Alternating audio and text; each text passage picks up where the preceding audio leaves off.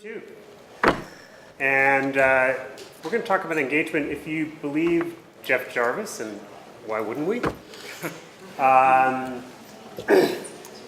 Journalism is not about content but about service, and if you believe that, then you have to start talking about engagement, whatever that means. And we're gonna start that discussion here. We want to seed this with an engagement activity, just to get us in the mood. And this is something out of Chris's bag of tricks. It is called the kitchen table question. And here's the setup. You're sitting at your kitchen table, having dinner, and all of a sudden, out of nowhere, doorbell rings and the mayor walks in. The mayor of your city, town. And the mayor says, look, I need your input. We are forming our agenda for next year, and I need to ask you one question. What is the most important thing that we have to consider in the next year? And you've got 30 seconds, because after 30 seconds, his security detail whisks him back into the limousine, and he goes to the next house. So that's the setup, and it's quick, it's easy, it's a great way to quickly bring many perspectives into the conversation in a way that sets the table for conversation. So we're going to do a version of that here, right now, with the engagement genie, right? So in 30 seconds or less, the engagement genie pops into the room. I guess that's me. You get to be You make a genie, fine yeah. genie. And says, okay, 30 seconds or less, because after 30 seconds I go back into the bottle. What is the one thing that we have to attack when it comes to audience and community engagement in the next hour? All right? So now it's up to you. 30 seconds or less. Let's spend the next 5 minutes playing this out. What do you want to know about audience engagement right now? Yes?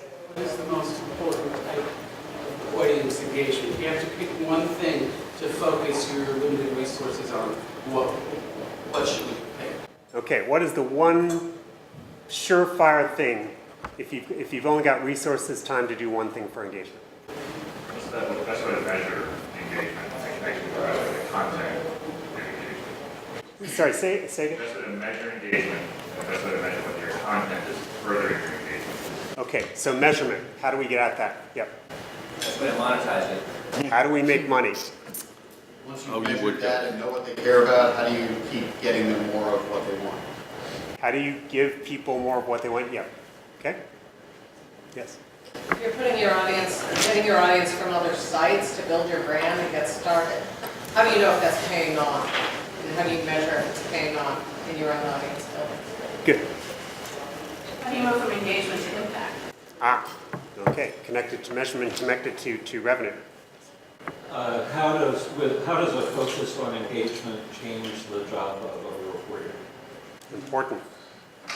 What does an engagement activity look like? Do you want the person to be reading stories every week, going to your events? The sort of value of those activities.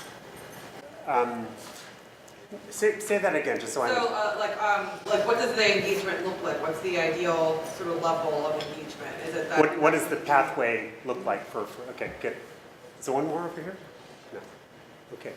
Good. So we got a rich agenda here. We can do this. All We right. also have an hour. We hadn't thought of any of those things, so we're It's going to be good. All right, my name is Keith Hammonds. I work with a group called Solutions Journalism Network. We are a nonprofit working with newsrooms across the country to catalyze compelling critical reporting on the responses to social problems. Here is our awesome new cap. Nice. Yeah. Good All right. unveil. This has a shelf life, I hope, of about 4 weeks. We have with us today, to my immediate right, Carrie Brown, who is the director of the new master's program in social journalism at CUNY. Does people still say City University of New York? Either way. Yeah. CUNY, City University of New York. Carrie, for Carrie, this represents a break from meeting in person every single applicant to her program, That is literally, true. It takes a while. over yeah. the next few weeks. So that's exciting. We have Terry Paris, who is Community Director for ProPublica. That's a good title. That's not my title, but that's a pretty good one. What Community engagement editor. Community Editor. But I'm going to change it to community director. All right, go for it. Always go for director. That's always And better. a big raise. I know, I just got a 1% raise. No, I don't think you did, actually. Before that, he was at Detroit's public radio station in charge of digital production and engagement. And then we have Chris Satullo, who is principal at Keystone Civic Ventures, and before that, ran the news department at WHYY Philadelphia's public radio station, and I think knows pretty much everyone in this room, including Carrie, who apparently was an intern for Chris. Was You know, 16 couple years ago. years ago. So, you know, just recently. Back at the Philadelphia Inquirer. At the Inquiry. So we're going to run this in two segments. First of all, we're going to chat among ourselves, and we sort of framed this out as more of a living room conversation than a panel per se, because it's more fun and we don't have to do slides. And then we're going to kind of workshop this with you, looking at your ideas and how we might integrate engagement strategies, you know, into those ideas. So our proposition for this discussion is threefold. First, engagement really is just a form of journalism. Second, I would say it is journalism. it is A journalism. form of journalism. Engagement is journalism. Well, we can start with that. That's my 2 cents. Do you want to expand on that? No, I always, I would love to expand on Expand that. on that, please. I always This is get completely unrehearsed, by the way. I always get that. How does engagement work? How does engagement fit into the journalism? And how much time does engagement take to do journalism? And I oftentimes, I guess in the last couple of years, in the last 7 years or whatever, I've felt that, at least in my work, that engagement has been thought of a way in a way to kind of cut corners and make things a little bit faster. And I reject that. I think what I do is, I'm a journalist, and I think that what I do is engagement, and engagement is, at least at ProPublica, is just a part of the journalism as much as anything else is. And I don't, people say, well, how long does it take you to do your engagement work? How long does it take you to put together these campaigns, these crowdsourcing campaigns, or whatever the thing is that I do? And my response is always, well, how long does journalism take? Like, how long does it take you to do a report, go through those documents? Things that I do with our reporters, is at the same level or at the same table as anything else that we do. And I think if we think of it as a separate entity or this separate idea, it becomes othered, and it becomes like this other thing where it's like, oh, this is just another thing that I have to do. But if we start thinking about it as part of journalism, baked into what you do as your work, I think we stop having this conversation where I have to interrupt you and say I think it is journalism, Right. where you're saying it is a form of journalism. Right? Quick example of how that has played out, with an eye to the question, has it changed the reporter's job, perhaps? Sure. So, I think some of you in this room have heard me talk about this, but we have this one project called where we're investigating Agent Orange and the exposure of how Agent Orange exposure has impacted the children and grandchildren of Vietnam veterans. And it's a reporting team of Charlie Ornstein, Mike Hicksonbaugh from the Virginian Pilot, and myself. And the investigation started with engagement, whereas most of our reporting at ProPublica, the way we launch a project out into the world or birth a project, because it's something like that. It's like, here's this big 25,000 word story or this 10,000 word story, and it's the first thing that the community sees. It's this giant story. But for the Agent Orange project, we decided that we weren't going to just start with this big story because we needed the community's input, and the community being Vietnam veterans and their children, not the largest idea of ProPublica's audience, this very specific community. And we asked them, the first thing that we published in this investigation was a question or was essentially a request. Help us investigate or help us look into how Agent Orange has impacted the children and grandchildren of Vietnam veterans. And it started with a structured call out, a form. And I'm not going to go into all of the things that we did, but essentially we found where the veterans were, and we took our reporting directly to them. That project has been incredibly successful. We've collected more than 6,000 stories, and we've written almost 24 stories out of that database Won some awards. and also won some awards. I'm blushing now. But we would not have been able to do that work we would not have been able to accomplish this if two things didn't happen. That we didn't open it up to the community from the very beginning and had these ideas of how to bring them into the investigation, investigate it essentially out in the open.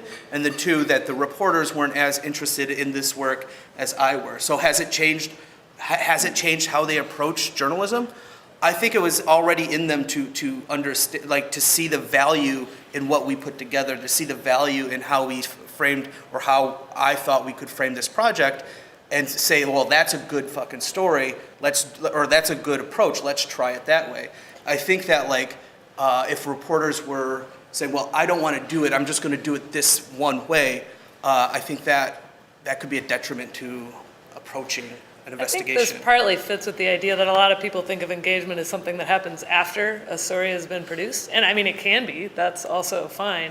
But the whole idea here is to get more engagement and participation, as part of the reporting process, like what you're talking about. Yeah, and just let me just say one thing, and that's absolutely right. I think that engagement for so long has been in most large newsrooms, or most, not even large newsrooms, most newsrooms has been distribution oriented. Engagement has been the intern on the social media account, has been the intern on the Twitter handle and running the Facebook page, and it's how do you get your story out. And I think at least the way that I approach it and the way we approach it at ProPublica and the way that I hope most people start approaching it is that it's something that happens at the very beginning of the investigation of the story. How does the community actually inform the journalism and the story, and not just how do we distribute it to the largest, widest audience, which is important, right? It's super important. It's just a different approach. I think a different approach. I think in terms of the role of the reporter, one thought that occurs to me, it changes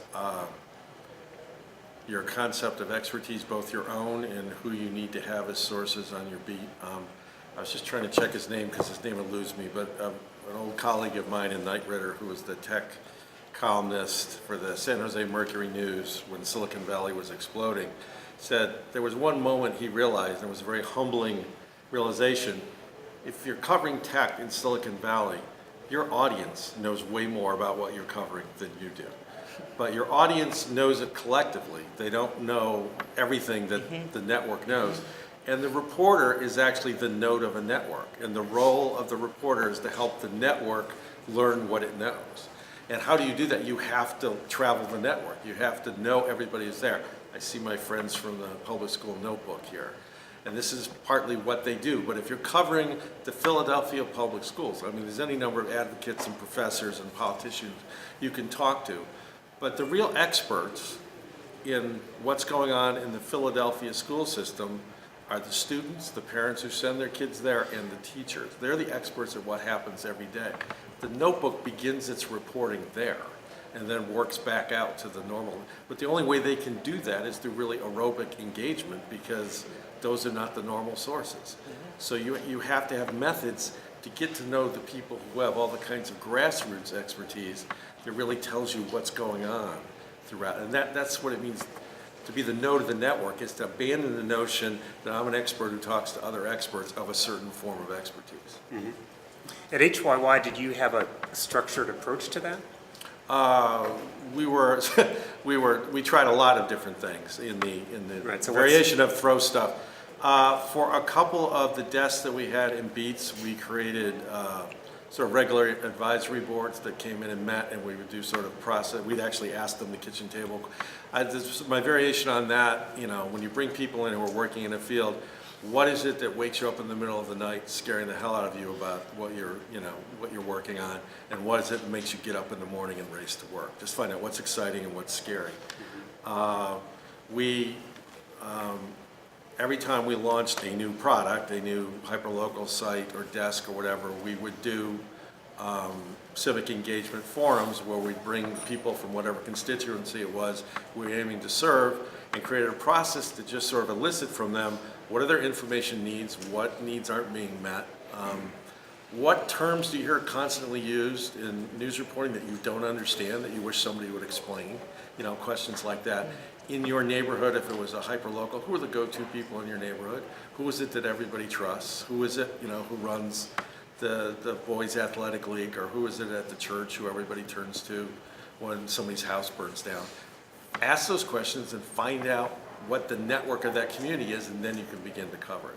But if you just kind of say, well, we know what the issues are, we'll cover them, you're not going to make that connection.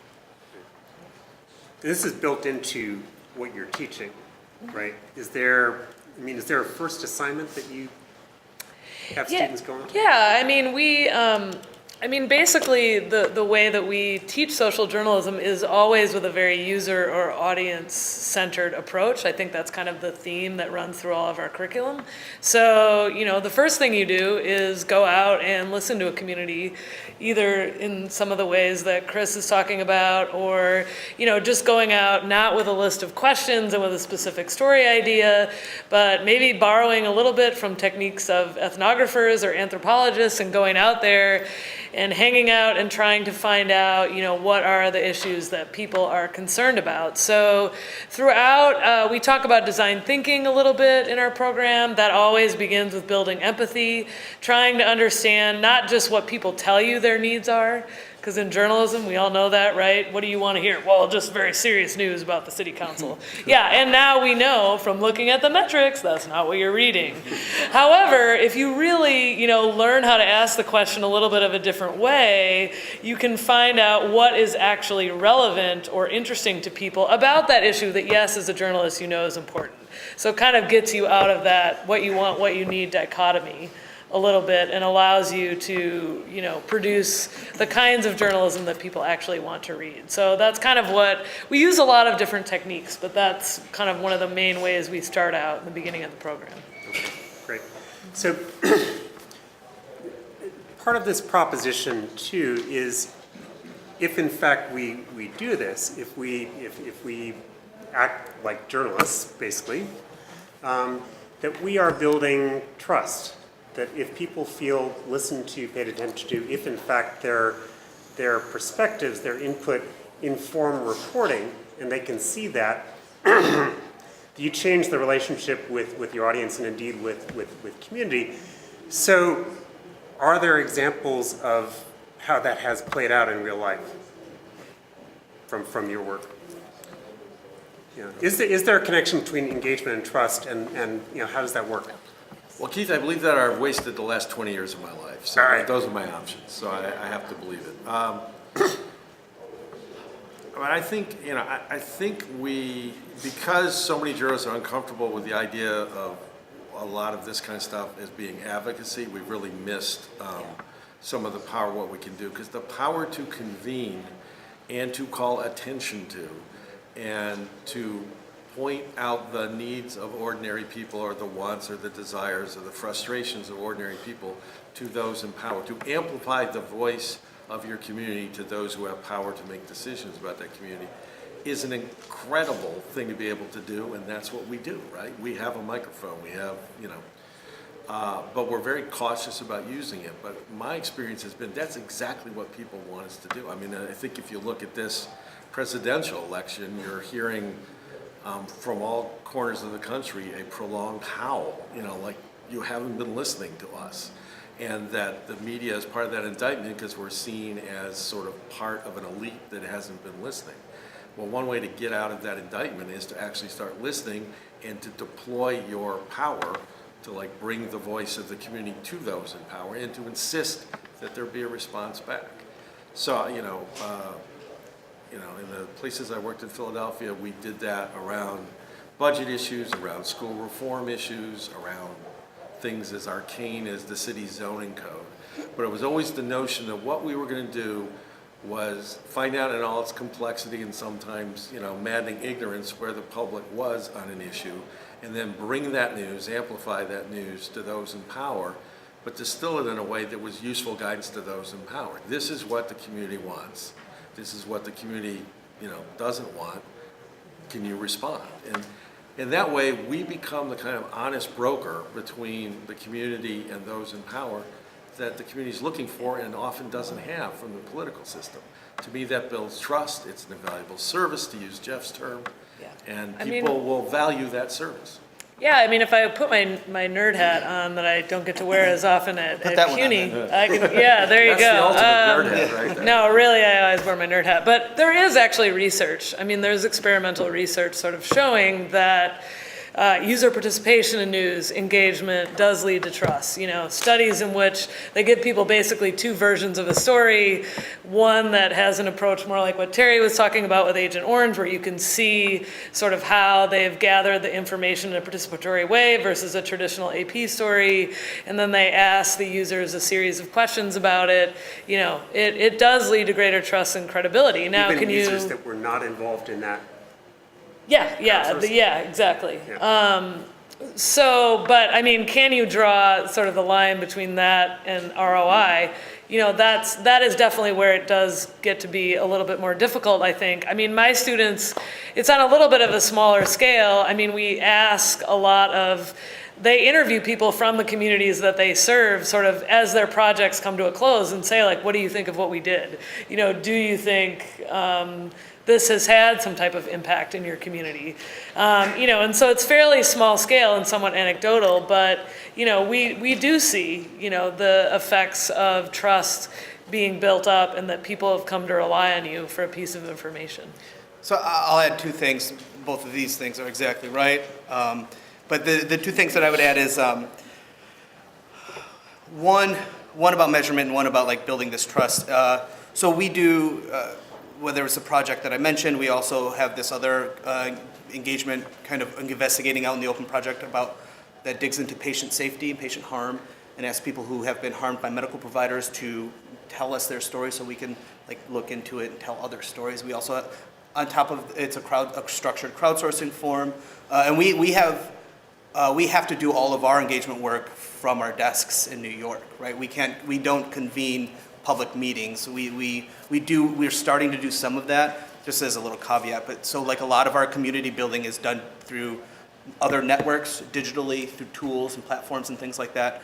But so we've built this trust. We've built these, digitally at least speaking, these communities around these two projects. And we find ourselves in a lot of, and this is a concern that I talk to reporters about, and reporters ask me about, is like, well, what is this line between advocacy and journalism, and does the community know that you are not an advocacy group? Does the community know that you are, a journalistic organization? And I think probably once a month, maybe a few times a month, we have to remind the folks in our Facebook group that we are not an advocacy group. We are not an advocacy organization, that we are in the pursuit of truth. We're looking into that story.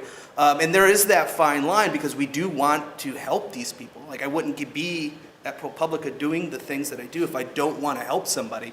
But there is still this level of like, well, one, you're not telling my story quick enough, and two, you haven't changed any laws, and three, I thought you were going to do all of these things, and we're like, well, I mean, this is So you need to reset expectations. I have to regularly remind people that, I hear you, I care about this issue, we're looking into it, but we are a journalistic organization.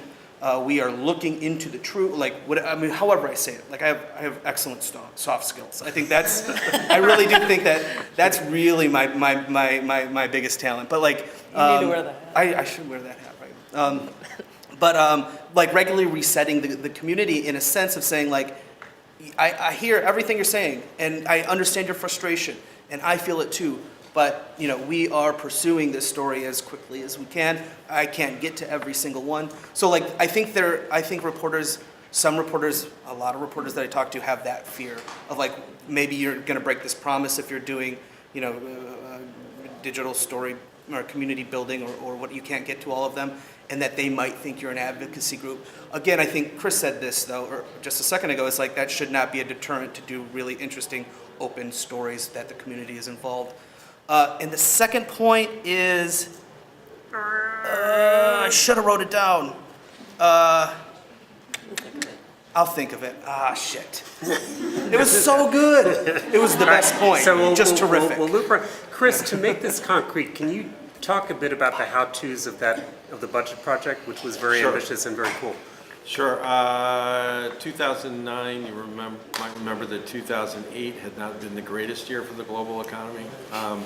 So one of the trickle-down effects of that in Philadelphia, as in cities, municipalities all over America, big hole is blown in the budget because nobody's has a job anymore and they're not paying the wage tax. The budget hole in Philadelphia was about $250 million. The mayor said, I know what I'll do. I'm very popular. I will go to a bunch of high schools and we'll get a microphone and everybody will come to the high school auditorium and I'll tell them about the problem and what we're going to do about it. Everyone will applaud. Well, actually, everyone screamed for hours and hours in one of those classic, march to the mic and, vilify the politicians thing. And it went very badly for the mayor, at which point he called me and said, help. That didn't go so well. So what we did was try to create a public process where people could actually engage with the problem of this budget deficit as though it were their own problem. Long story short, created a game called the budget game that people would come together and play in groups of 15 or 20 or could play individually online. We boiled down all the choices involved in balancing the budget, each revenue increase, tax increase, or fee increase, or budget cuts, to points. And the goal of the game was to get to 100 points, and if you got to 100 points, you had balanced the budget. And created like a 2-page sheet, and each budget cut showed what the impact would be. You cut the police department by 10%, there'll be 100 fewer cops, and we'll have to dismantle the vice squad or whatever it was. And, it told people how much, gave them at least a marker for how much a tax increase would cost them. So we did this both online and in, what do we call it, IRL? 4 forums in 2 weeks in, I'm trying to catch up. I know I'm old, but I'm trying to catch up. 2 weeks in February, about 2,500 people came to the budget workshops. We gave them sort of a grounding in the How are they invited? well, that's the hard part of doing this at scale. You have to have a person who is basically just a recruiter and community organizer who gets it out. The city advertised it greatly, which, part of the exciting part of these forums was all the cops and all the firefighters came out in uniform to stand there going, don't cut anything. So that was a civic dialogue challenge. But so some groups got to 3 points. The only thing they agreed was that the Eagles should pay more for Veterans Stadium. Some groups got to 80 points and really did the job and actually had an experience that showed them what it's like to actually be running a city and have to make hard choices. From all that input, we distilled it into a report to the mayor and city council, told them what the public would support in terms of tax and fee increases and what ideas that they put on the table were unpopular and why, and how some things were sort of in the middle. If you frame them this way, people can kind of go with them, but if you use this language, people will march on you with pitchforks.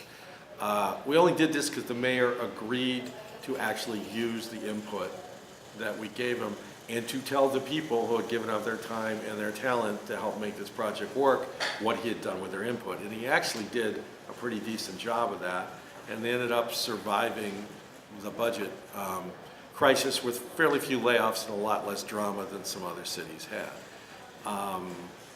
And we both covered it ourselves at WHYY, but I think the best thing we did was invite, this was when a pretty good network of sort of community-based bloggers and sort of niche publications was growing up online in Philadelphia. We invited them all to come, sit in on all the sessions, and then write whatever the hell they wanted to write about it, whether positive or negative, and we published it all.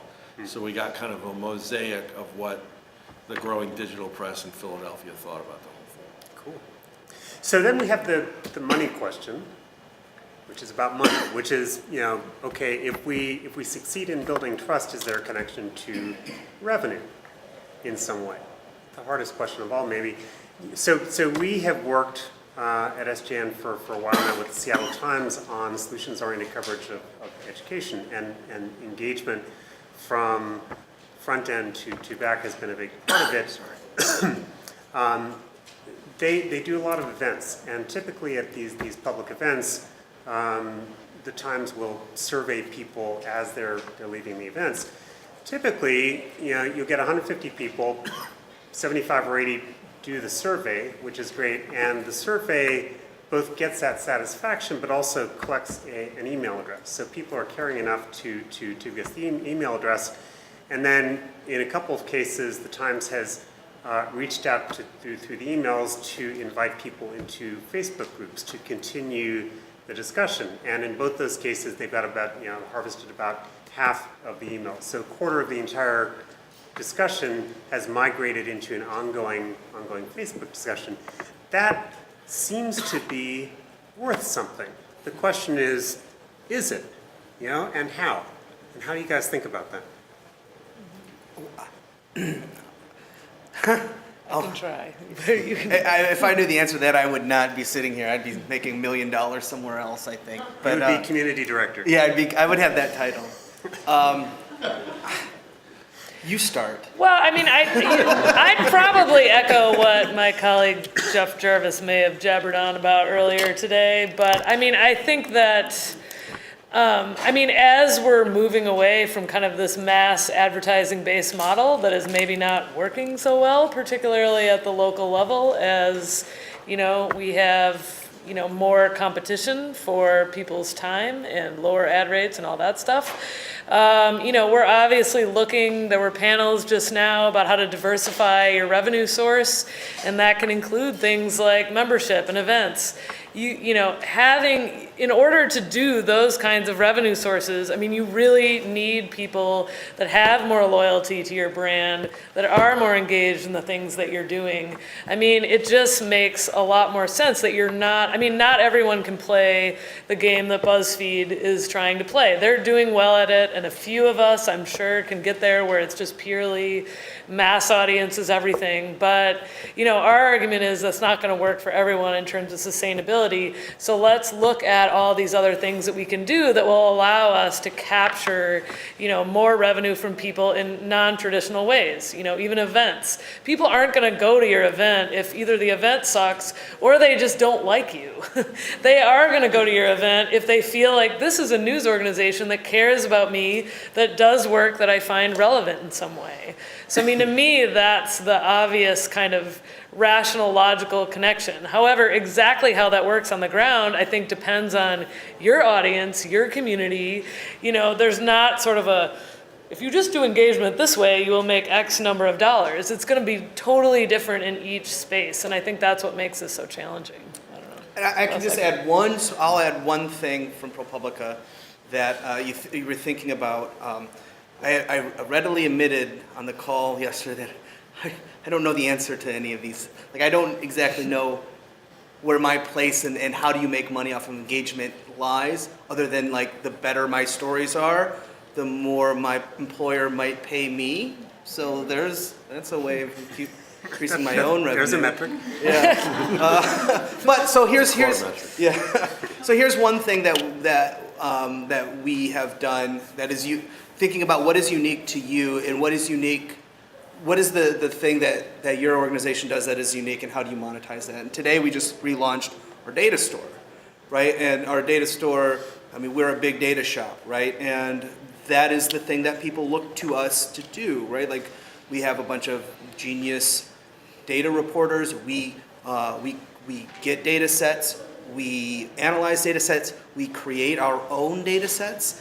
And we have relaunched our data store. So reporters who are interested in data or telling data stories or any of that stuff, there are some data sets that are free on the data store, and there's some that are for pay. And as of today, in 2 years, we have made $200,000 in revenue off of the data store.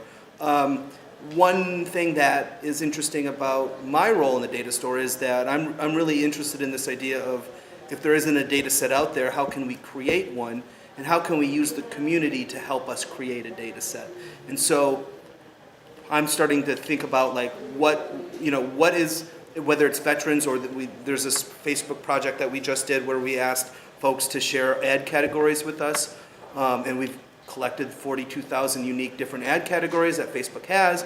We want to figure out ways to put that on the data store. And so like that is an engagement project where we used the community to help us crowdsource these things.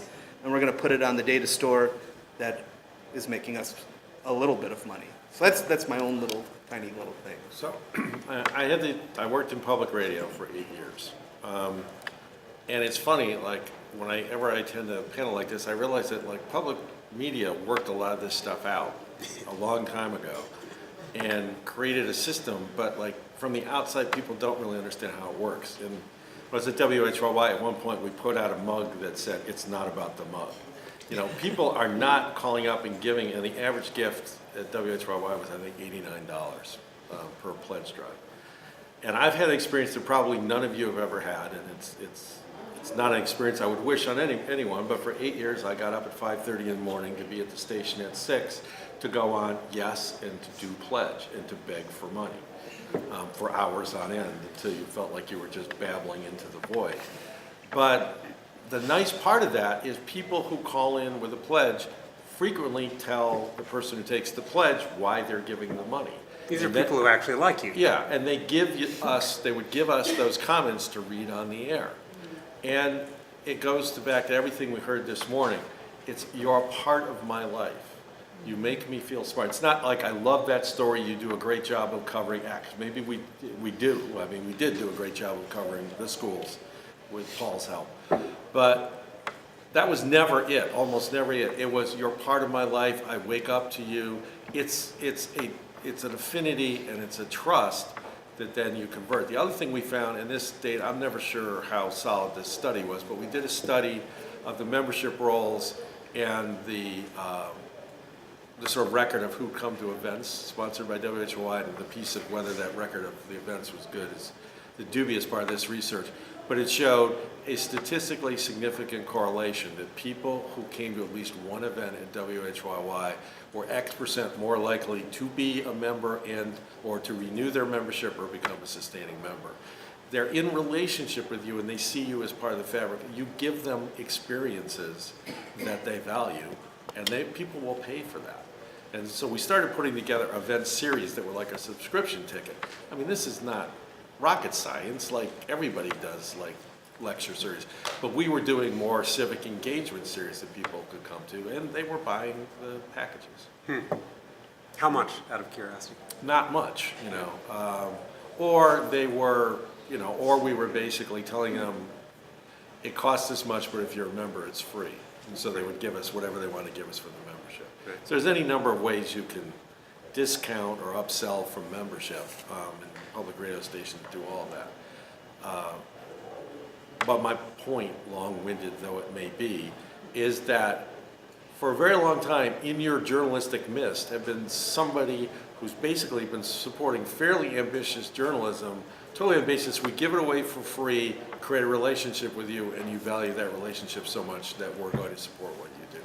Yep. And it's not on a per story basis at all. It's as far removed from that as it could be. I wonder how, working at WDT, like exactly the same thing. Yeah. Like people loved it, and sometimes I was like, why? Yeah. Right, I love WDT, but like, We're not that good. Yeah, where I was like, you listen to us? No, but then you think about I think about Andrew Sullivan in blogging, and he had this big audience, and people loved him, but he wasn't able to sustain his blog. If the Free Press were to be like, hey, let's be a sustaining member to the Free Press, that paper would tank. But what is and I think about this, what is it about public radio that creates this cult-like kind of following? I mean, is it the intimacy? Is it the hearing the voices?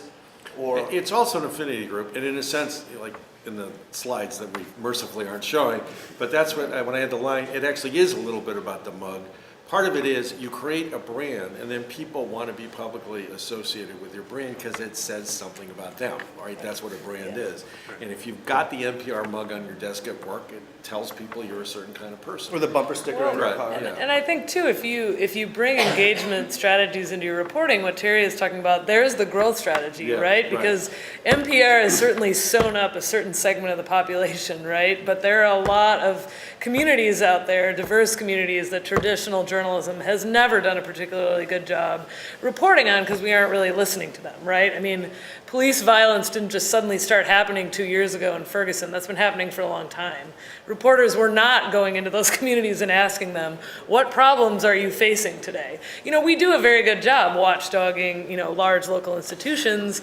That's not something we've historically done. But those are also, you know, not only is that good for journalism, obviously, to serve more diverse communities, but I mean, if you want more of your community to pay you either through attention or membership or dollars or whatever it is, then these are the strategies you need to use to expand that audience. That's exactly right. And another point related to that is particularly with, you know, communities like, say, Ferguson or whatever. Value of support isn't always a check, right? You know, so we have to do a much better job of thinking about the other ways besides giving us money that people can support. You know, sharing a story is a form of support, telling a friend about it, you know, responding to a crowdsourcing request, and value all of those. You know, my former colleague Melody Kramer, you know, who was at Fresh Air, talks about this a lot. And if somebody writes a piece of code for you, that's as good as a check. And that is all part of building the connection, the respectful engagement with the person. Someday maybe they'll give you some money, but it might be 5 years later. It's a long tail proposition. I want to add just one last little example, and it's the tiniest, littlest, smallest little example. But so there's this Agent Orange project that I've mentioned a few times, and then this new Black Box series that we just launched 2 weeks ago. It's a 4-episode kind of a thing. What we're doing is looking at algorithms and the black boxes that we encounter every single day of our lives, whether it's Google search or prices or headlines or, you know, Facebook, whatever. So these are two different, very different projects historically, because I know the audiences through metrics that are very different audiences. And so I got an email the other day from one of the veterans who I've exchanged emails with, right, throughout the course of this project. Unsolicited, he sent me this email. He's like, I just downloaded the Facebook extension thing from the Black Box series, and it's such an amazing project, and it's so like this and that. He just gushed about the project. These are very separate. He's like a 67-year-old Navy vet, right, who lives somewhere in the Midwest. Well, I'm from the Midwest, but I'm just assuming he's somewhere from the Midwest, right? And like he found this project that is very, you know, the design is hot pink. I'm asking you to download this thing and share this thing or whatever. It just, at its face, it is a very separate. These are two very separate things, and I don't think he would have found that if I had not engaged. It had pulled him into this project in some way. And so, like, that's just one small example. How many times, I mean, there's probably more, you know, that has probably happened more now as I build these communities around all these different projects, that they are then exposed to ProPublica in a way that they would never would have been before. A bigger space. Exactly. Yeah. Yeah, quick. On the ROI to engagement thing and how engagement drives ROI, it's as simple as you turn to your people, you know your customers and say, what do you value? Why do you value it? It's really that. I mean, it's really extreme as in, what would you be willing to pay? What can I add that delivers a better product and delivers a better value? And that, I mean, that's where if that's where you start an engagement because you need money, that's fine. But then you move on to these things that Terry and Chris are talking about, where you really try to understand how you can serve them better. Once you serve them better, I think the money comes. Well, is that easy? I'll just serve you better, and all of a sudden the money just shows up on my doorstep. That sounds good. I actually remember the second point, which is actually thank you.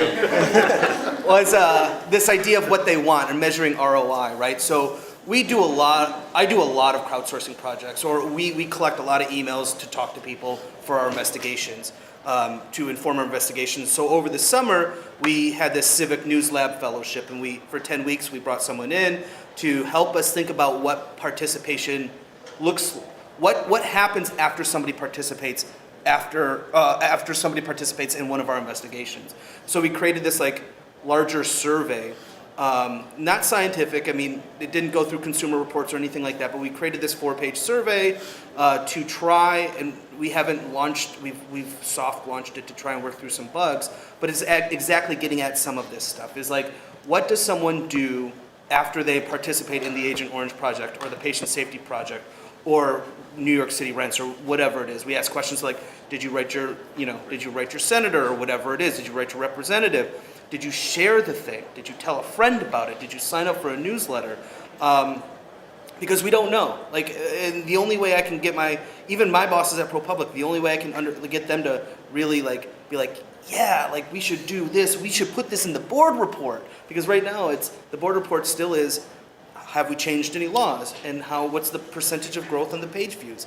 Even at ProPublica, and you can read our board report, it still says these things, but it's not like, Terry, the engagement team collected 13,000 stories, and out of those 13,000 stories, we were able to do 10 different other journalism projects. And so to try, like, I have to make my own, or I have to figure out I have to make that. I have to, because no one's making that right now. Like, so this survey or this participation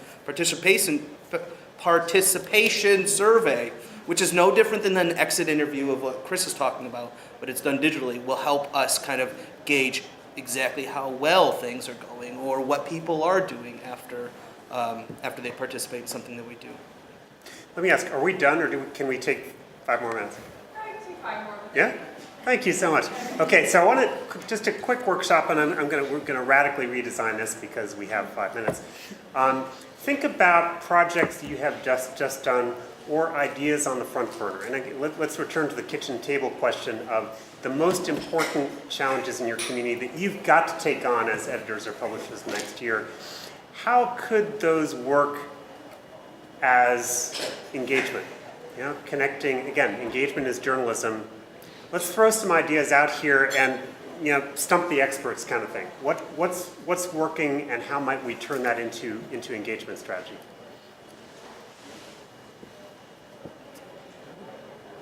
Thank you, good night. All right.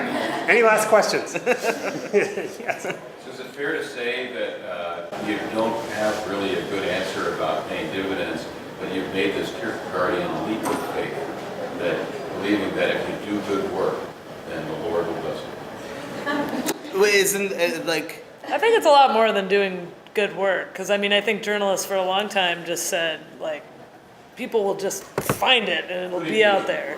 Yeah. Well, or in good that journalism, case, then right? yeah. I mean, I think it is about good journalism, but it's also a lot. It's a lot more than that in a way. Well, could you not say the same thing about journalism itself, right? Like, Sure you can. it's the same. Like, no one. I'm here to find out. Yeah. Pay dividends, it says right there. Well, actually, I would say no. I mean, like, I get the willies, and I feel like I'm back at the Inquirer in 1995 when I hear it's just good journalism, because that was just people saying they don't want to change anything that they're doing. It's not, if you don't understand what relationship, if you're a community local journalist, we're talking about local journalism, if you don't understand what relationship you are in with the community and what they actually think is the value of what you do, or the value they wish you would deliver to them, it's not going to, you can write all the great stories you want. They want somebody who will help the life of their community go well, and their personal, and help them with their personal struggles. And it's not advocacy, but it's the kind of thing that Terry was just talking about. Helping them find a community of interest around the issue that's been like Agent Orange in the middle of their lives. They discover they're not alone, but then the Solutions Journalism Network, and we haven't talked about what you guys do, is radically changing things, because we're not just saying, here's a problem, and here's another problem, and let me dump another problem on your, next to your Cheerios in the morning. It's up to you to fix it. It's saying that part of journalism is to figure out the solution to the problem, not just report the problem in a rigorous way, not, in a, kind of anybody's idea is as good as anybody else's way. But no, it's not journalism as usual. It's a complete transformation of journalism because it starts with a different view of expertise, it stands for a different view of the relationship with the community, and it stands for a different understanding of what people need out of us, other than just say, yes, the world still sucks this morning, next question. I mean, that's just not good enough, and that's what the former definition of good journalism was. And then I guess the other thing, even Chris probably just Chris answered it earlier, is, well, how does it pay dividends? Be a public radio station and have a mug and create a brand, right? Like that seems to be working, sort of, right? But I mean, there are other things there, and if you understand that you're the kind of business that you're in, and the kind of service people want from the community, you can actually, and it was mentioned today, we should probably go deeper on this, but you can create products that are a result. I guess Celeste is doing this, right? Oh, yeah. Mm-hmm. And you guys are very good at it. But you create products that you can only create because you've done this journalism, but the product is not a story.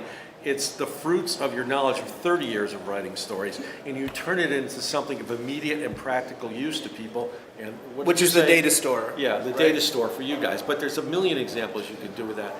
But you have to get out of the notion that I'm a journalist, I write stories, and that's what I do, and it's great. There's more to it. Is there, yes? Last question. I have a question. I guess when you're talking about branding and developing kind of following through, in the one journalism book I ever read, there was a theory of the interlocking public.